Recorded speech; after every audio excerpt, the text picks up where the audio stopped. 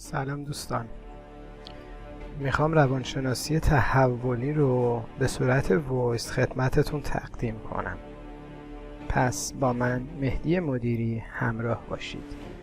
روانشناسی رشد به علم مطالعه رشد انسان از زمان بسته شدن نطفه تا هنگام مرگ گفته می شود. تغییرات مشترک در ظاهر، رفتار، علایق و اهداف هر مرحله از رشد و زمانی که این تغییرات اتفاق می‌افتد و عواملی که باعث این تغییرات می‌شوند و این تغییرات همگانی است. تغییرات رشدی معمولاً منظم و پایدار هستند و تصادفی و موقتی نیستند و به جلو پیش می‌روند و بازگشت ندارند. روانشناسی کودک یکی از زیر مجموعه‌های روانشناسی رشد است.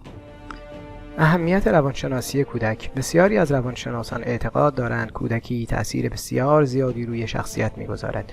طولانی بودن مدت رشد در دوران کودکی باعث می‌شود کیفیت عادات و رفتارهای عقلی، عاطفی، اجتماعی و اخلاقی فرد در این دوره تعیین شود.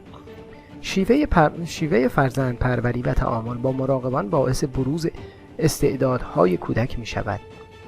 تعریف نمو: افزایش قد و وزن یا اندازه فیزیکی را نمو می گویند.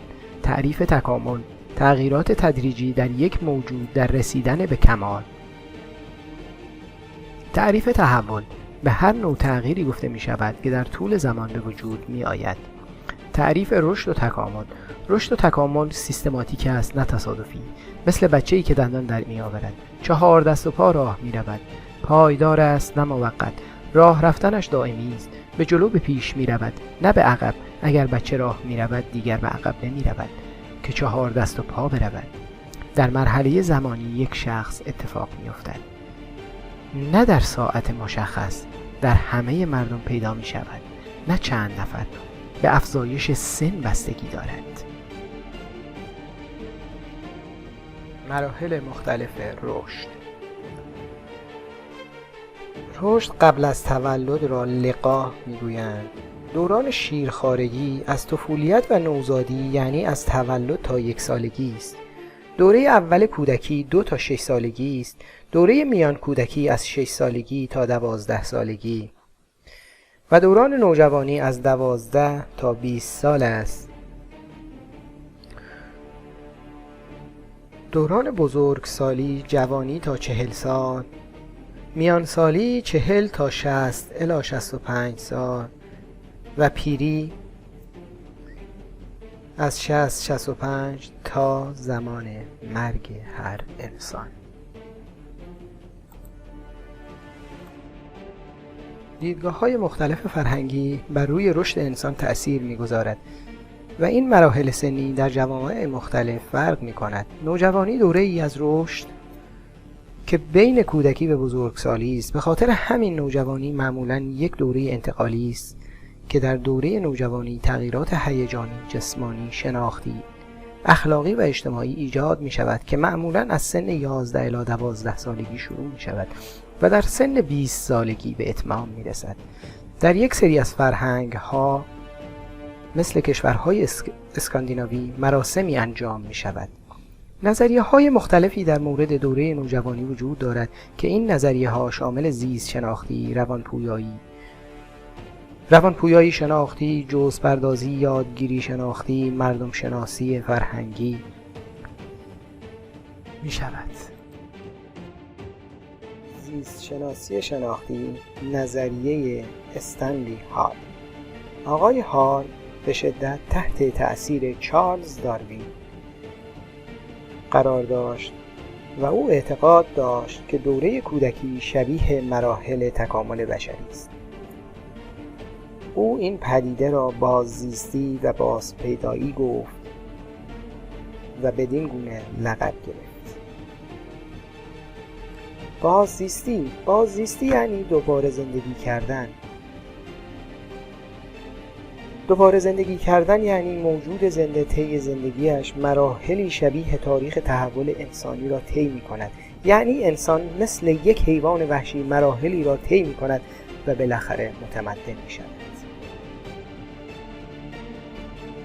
تأکید حال به عوامل زیستی است که تغییرات فیزیولوژیکی، یعنی تغییرات در بدن انسان، مسیر رشد و رفتار انسان را تعیین می‌کند. او اعتقاد داشت رشد انسان برنامه‌ریزی شده و عوامل اجتماعی، فرهنگی و محیطی مسیر این تحول را تغییر نمی‌دهد، مثل دندان درآوردن که هیچ تأثیری در فرهنگ و اجتماع ندارد. حال می‌گوید دوره نوجوانی دوره طوفان و فشار است، چون تغییرات زیادی در این دوره وجود دارد و نوجوان دچار تغییرات زیادی می شود و از نظر عواطف دچار نوسانات زیادی می شود و احساسات، هیجانات و عواطف نوجوانان معمولاً متناقض است و تحریکات فیزیولوژیکی و احساسهای پرتنش در این دوره وجود دارد. ارسطو اعتقاد داشت نوجوانان پرشور و آتشین مزاج هستند و آماده‌اند که خود را به دست غرایز بسپارند. افلاطون نیز جوانان را نصیحت می‌کرد که مشروبات الکلی مصرف نکنند، زیرا زود تحریک می‌شوند به خاطر هیجان بالایی که به خاطر سنشان دارند. به گفته افلاطون نباید آتش را بر روی آتش ریخت. حال به دوره نوجوانی تولد دوباره میگوید، چون در این مرحله خصوصیات انسانی به تکامل میرسد و اولین ویژگی‌های تمدن انسانی خودش را نشان می‌دهد. در این دوره بسیار حساس و بحرانی است و روش تربیت نقش اساسی در شکل‌گیری شخصیت فرد دارد. تحقیقاتی که جدیداً در مورد دوره نوجوانی شده است به این نتیجه رسیده‌اند که نوجوانی همراه با طوفان و فشار روانی است. اگر بخواهیم نوجوان را یک فرد عصبی و یاغی ببینیم، یعنی این عصبی و یاغی بودن نتیجه دو علت است. یکی این که خیلی از پدر و مادرها در دادن استقلال به نوجوانان تعارض دارند و هنوز به این درک نرسیدند که نوجوانان نیاز خیلی زیادی به استقلال دارند و این باعث می شود نوجوان خودش را یک فرد عصبی، نافرمان و متخلف ببیند. و علت دیگر این است که در فیلم ها معمولا نوجوانان را افرادی پرخاشگر و ضد اجتماعی نشان میدهند و معرفی میکنند. مثلا در فیلم ها نشان میدهند که دختران از خانه فرار کرده یا پسران معتاد شدند. این تصویر از نوجوانان اصلا منصفانه نیست. این تصورات ذهن بزرگسالان است که نوجوانان دارند. یعنی الان اگر از نوجوانان بپرسیم آیا آنها همچنین تصور یا تصویری از خودشان دارند، پس بزرگسالان بر اساس ارزش‌ها و نگرش‌های خودشان یک چهارچوب ذهنی نسبت به نوجوانان دارند.